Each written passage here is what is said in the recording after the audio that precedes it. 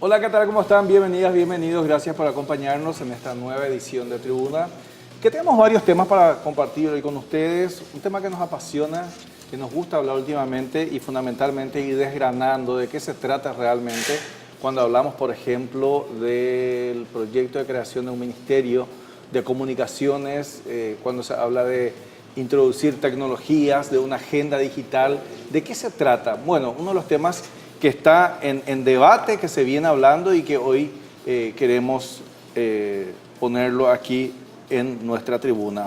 También nos estará visitando la ministra de Trabajo, Empleo y Seguridad Social, la ministra Carla Basigalupo. Varios temas se generaron en esta semana. Por un lado, hablamos del lanzamiento del Sistema Nacional de Protección Social. ¿De qué se trata eso? Y ya que hablamos también del Sistema de Protección Social, más adelante nos estará acompañando Antonio Daney. Él es colega, investigador, nutricionista. Anda por televisión también hablando de nutrición. Bueno, varios temas realmente para hablar. Gloria, ¿cómo estás? ¿Qué tal, César? Un saludo también para la audiencia y felicidades a los jóvenes. ¿Cierto? Sí. ¿A los que tienen menos de 40 o no? No. Sí, depende. Mira, se habla también de que uno es joven y tiene la juventud y la niñez y todo, si vamos a ir al caso. Hay que ser inclusivo. Yo creo que nosotros ya estamos en esa etapa inclusiva, ¿verdad? Claro. En la Si vos juventud.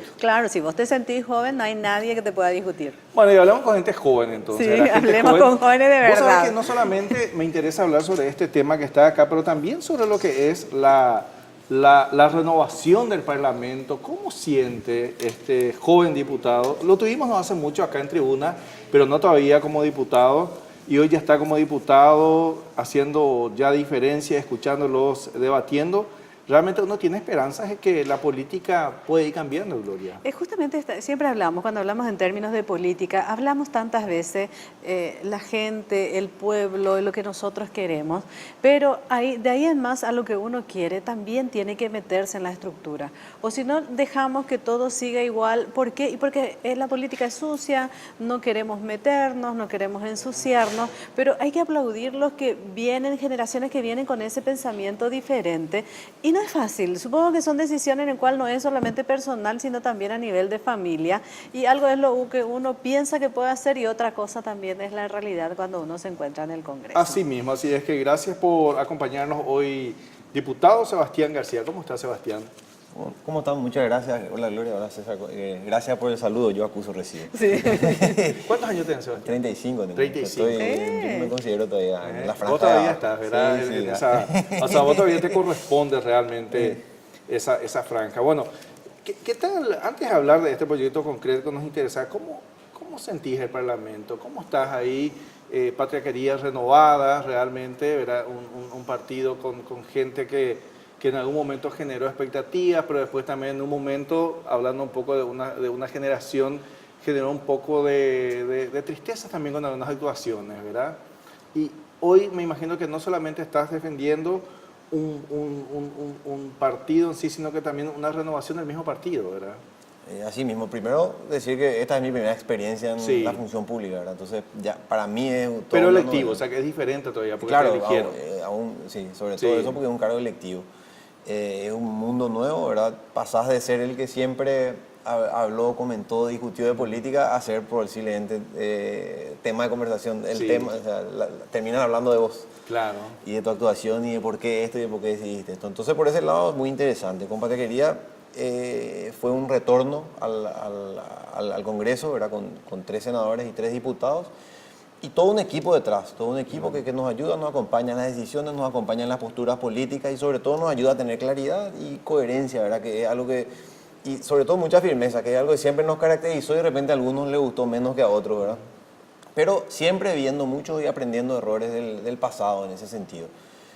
Cometimos errores, o sea, como partido se cometieron errores electorales, se cometieron errores, ¿verdad? En ciertas decisiones, pero que bueno, tratamos de ser un poco autocríticos en ese sentido y mirar hacia adelante y tratar de construir a partir de eso. Sí, justamente por eso, ¿verdad? Porque a lo mejor tuviste la oportunidad de ir a otro partido directamente o sos militante ya de Patria Querida hace mucho tiempo. Yo en realidad siempre simpaticé con Patria Querida, pero no vivía en Paraguay, entonces me sumé a trabajar por Patria Querida a partir de mi retorno en el 2015.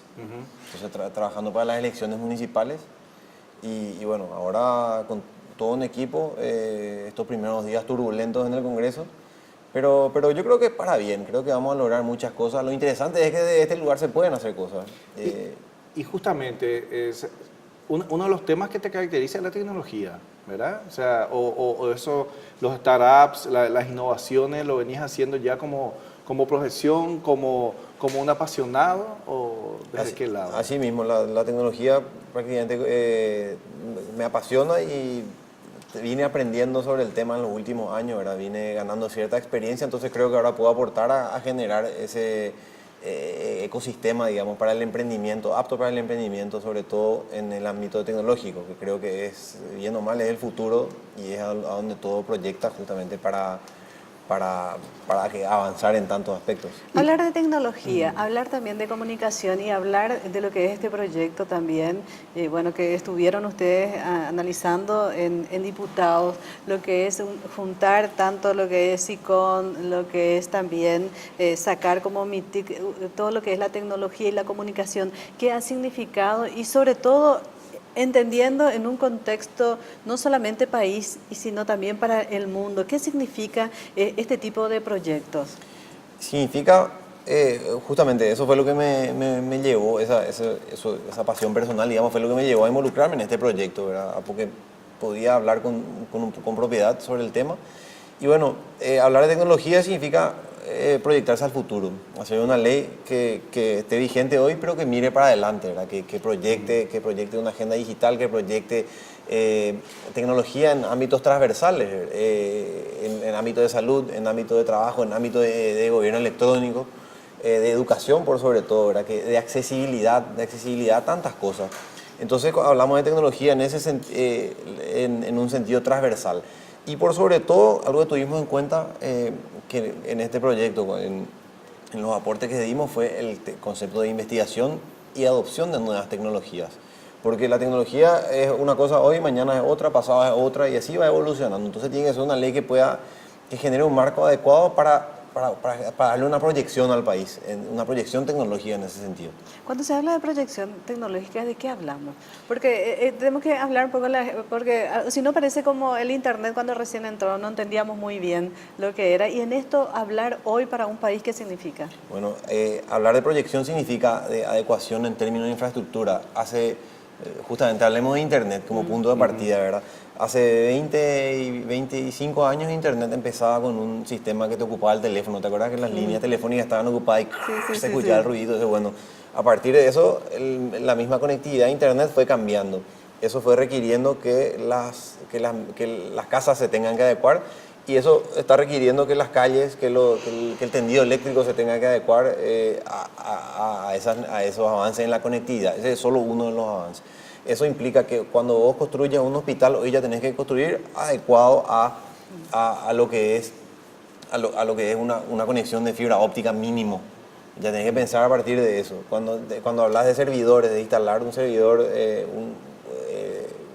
tu servidor, ya hablas de hospedar toda tu información en la nube, de centralizar, ya no un servidor local, ese tipo de cosas, ¿verdad? De qué tipo de servicios se contratan demasiado amplio.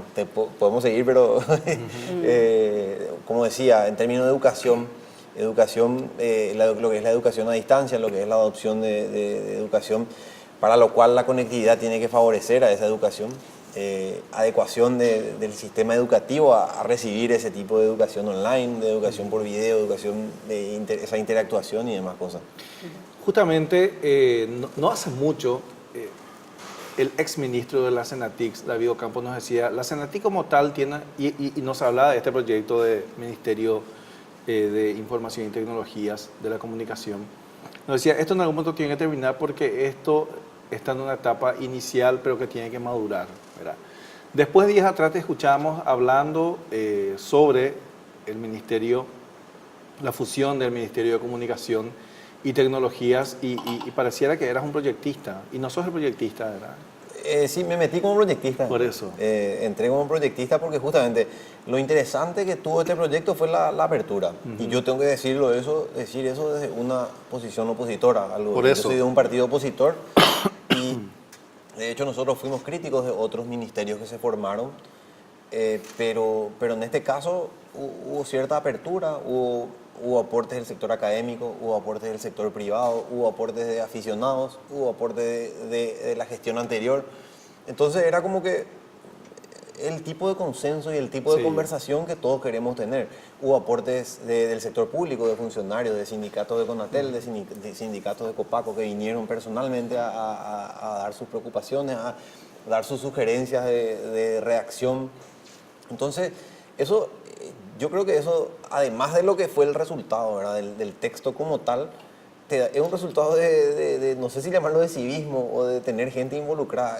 Ojalá eso se dé en todos Claro. los ámbitos. Yo creo que vamos a avanzar muchísimo en ese O sentido. sea, mucha apertura, entonces. Mucha apertura a partir de una audiencia pública que hubo varios conversatorios en diferentes lugares y así. Pero es normal también cuando hablamos de eso, cuando son proyectos nuevos, porque hubo primeramente como una confusión de cosas también, que al final cuando se decía de que, sobre todo por el tema de comunicación, que es importante siempre aclarar, el tema de Conatel, que es sensible para los medios. Sí, claro que es un tema sensible, es un tema fundamental que, bueno, generó suspicacia, no sé cómo llamarlo, ¿verdad? Pero que sus dudas que enseguida se aclararon. O sea, básicamente se genera un nexo que actualmente existe en el Ministerio de Obras Públicas y bueno, ahora pasa al nuevo MITIC y es simplemente un nexo con el Ejecutivo manteniendo plenamente su autarquía y no influyendo en absoluto en las decisiones. ¿Cómo ves el tema MITIC? O sea, ¿cómo ves el tema ministerio? ¿Cómo ves la fusión de esos dos ministerios, diputado? ¿Qué ofrece a la ciudadanía finalmente? Desde lo que representa como organización del sector público, veo una cierta optimización. Optimización de dos estructuras que se juntan y bueno, canalizan la toma de decisiones, canalizan y por sobre todo se articulan. Justo noto que voy a aprovechar para decirle a la ministra Carla, cuando me cruce con ella, que una de las grandes dificultades que tiene el Estado es la los esfuerzos aislados. Sí. ¿Verdad? Por decirte, la Senatic tiene enfoques muy claros en términos de capacitación para personas del sector de la programación. Entonces sería bueno que la ministra también contemple fuentes de trabajo para ese sector, ¿verdad? Como Paraguay como plataforma de servicio para programadores, para desarrolladores, para diseñadores gráficos, para gente que hace ese tipo de trabajo de programación de software. Entonces, ahí yo creo que este ministerio va a ser un articulador. Y ahí el efecto transversal puede ser muy positivo. Pero esto también hay que entender, ¿no? Para el otro lado, estos son todos finalmente procesos. Digamos, cuando hablamos de articulaciones, no es sencillo, pero se tiene que tener una rectoría de eso, alguien que establezca, si no también se torna difícil dentro de lo que es el manejo del Estado. Algo interesante fue que le pusimos objetivos claros al ministerio. Objetivos claros, medibles, que a partir de un determinado periodo de tiempo vamos a empezar a acompañar la gestión, vamos a hacer los respectivos pedidos de informe para saber cómo transcurre esto, qué anduvo bien, qué puede mejorar y así sucesivamente. O sea, después nos toca a nosotros mismos, desde el lugar que ocupamos, ser contralores de la gestión, porque justamente se presenta un marco que creo que es apropiado para realizar un buen trabajo y bueno, esperemos que a partir de esto tenga resultados positivos para el país.